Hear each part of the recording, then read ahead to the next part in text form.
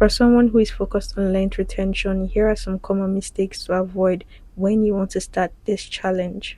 First thing I'm going to talk about is hair prep. Most people don't know the importance of hair prep, but it really plays a major role starting off a new protective hairstyle and also starting off this challenge. It's very important to make sure that your hair is moisturized, you've done all your treatments, because you won't have full access to your hair again, not the way you have full access to it now. Your hair will be in a protective hairstyle, so there'll be some limitations. So you need to make sure that you've done your treatment, you've done your protein treatment, your hair is clean, your scalp is clean, you've gone in with your product, your moisture is locked in. This really helps your hair to it gives you a good start to this challenge. So you need to make sure that your hair prep is solid and you've done your whole routine.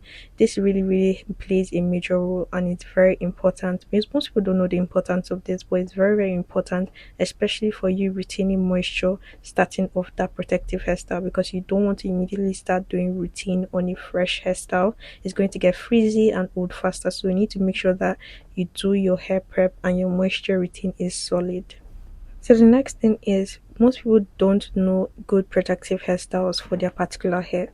So the common mistake is not knowing what type of hair you have, whether you have fine hair or whether you have thick hair. This really helps you to pick protective hairstyles that work well for your hair.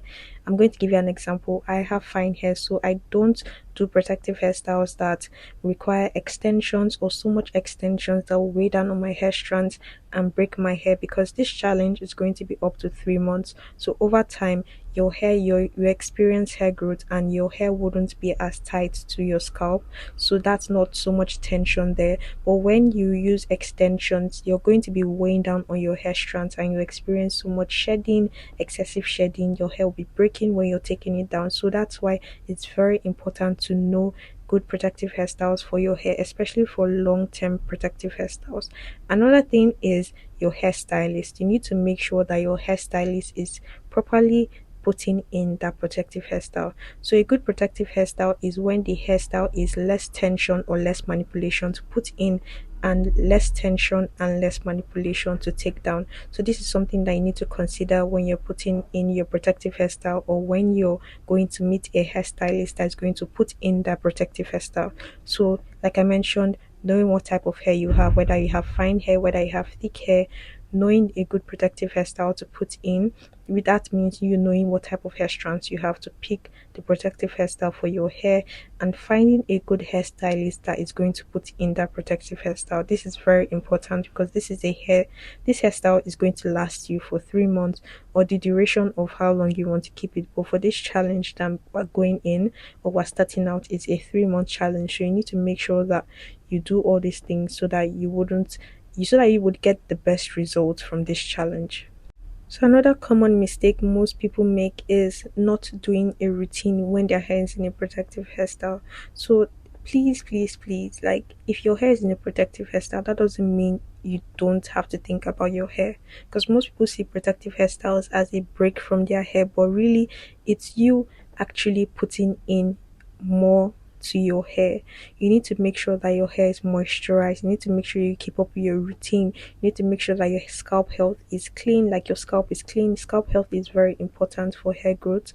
You need to make sure that your ends are always moisturized, because that's how you retain length. If your ends break off, you get split ends, your ends are breaking off, you're not going to retain length, you're not going to see results. So just make sure that even though your hair is in a protective hairstyle, that doesn't mean your hair is on a break, like you have a break from your hair. This means that you also have to still keep up with your routine. Make sure you're washing your hair once every 2 weeks. Make sure you do your deep conditioning. Make sure that your hair is always moisturized. You go in with your moisture routine. This is very important. Just having a good wash day routine is very important. That's why I mentioned hair prep is very important, because you want to do all of this before starting in that hairstyle. If you're really confused on how to create a good routine, even when your hair is in a protective hairstyle, one thing I'm going to say is that make sure you're washing your hair once every 2 weeks. This really helps your scalp health, because you need to create a good environment for hair growth. It helps remove build-ups, because at the end of the day, if you're pores are clogged up is going to limit your hair growth, and also to take care of your ends because you need to make sure they are always moisturized. And also having a good like moisture routine, doing the LOC method. I like to do the LOC method, is the liquid, oil and cream. This helps me to lock in all that moisture longer. Like I mentioned, if you have high porosity hair, I will always recommend you deep conditioning because you need all that moisture, because your hair doesn't really retain moisture, so it helps that moisture to stay longer. And also finding products that work well for your hair is very important. So if you have high porosity hair, you have low porosity hair, find good products that work well for your hair. It really helps your moisture to last longer.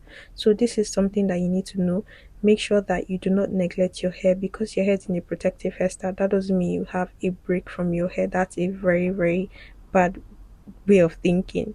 You need to make sure that you're still doing your routine. Natural hair loves routine and it thrives on moisture and routine. So find a good routine and stick to it. Another common mistake you might be making unknowingly is not doing hair treatment. When I started doing hair treatment, I've noticed that my hair, like the strength of my hair increased, the thickness and the volume of my hair. So doing treatments are very important. Not all treatment should be done. Like for protein treatment, you only do it when you need it. But for treatments like hair rings, doing cloves and rosemary, doing aloe vera, doing tea rains, like all of that really helps. And the result I got during my last challenge from doing cloves and rosemary, like my results were amazing. You can see it. So this is something that I always recommend, especially if you notice your hair is always breaking a lot, just to add that extra thing to your hair. And also for aloe vera is something that I've always been doing. Is really good for moisture. So if your hair is always dry, you notice that your hair is always feeling dry, your scalp is itchy, it really helps to soothe your scalp and also helps for moisture. It's a very good aloe vera is a very good leave-in conditioner. I use it as a leave-in conditioner. Most people don't use it as a leave-in conditioner, but I highly recommend you using it as a leave-in conditioner because it really helps in strengthening your hair and reducing hair loss, and it's also a very good moisturizer. So apply that on your scalp, the length of your hair, everywhere. It's very, very good, and I would highly recommend you doing this. I have a video on how I make my aloe vera juice or extract the aloe vera juice, so if it's something you're interested in, I'll definitely link it for you to check out. But treatments are very important.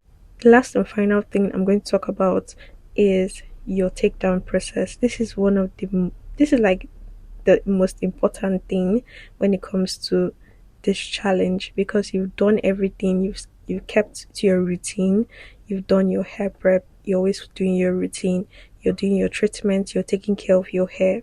So the last stage to this routine is, or to this challenge, is your takedown process. This is very important because if you do this incorrectly, you're going to experience so much breakage, so much hair loss. So this is something that you do not want to rush, or if you're in a hurry, just don't do your hair. Like I've mentioned in a couple of videos, if you're in a hurry or you want to rush this process, don't even do your hair. So this is something that I always recommend you using your fingers.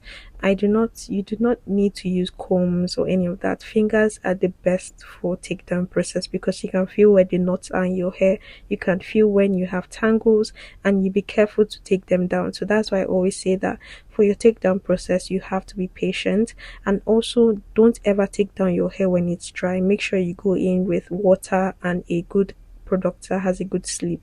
You can go in with a conditioner, you can go in with any product that really has a good sleep. Just make sure that you are careful and you're using your fingers to detangle. Like you can see, I'm using my fingers to detangle my hair, and I'm also going in with water when I need it. So this is something that you always want to do. And also when you're doing this process, make sure that you're being careful where the knots are. You're just taking down the knots, and to, like I mentioned, I don't think I've mentioned it, but you're going to experience shedding. Shedding is a natural cycle for your hair, so you're just going to carefully remove your shedded hair.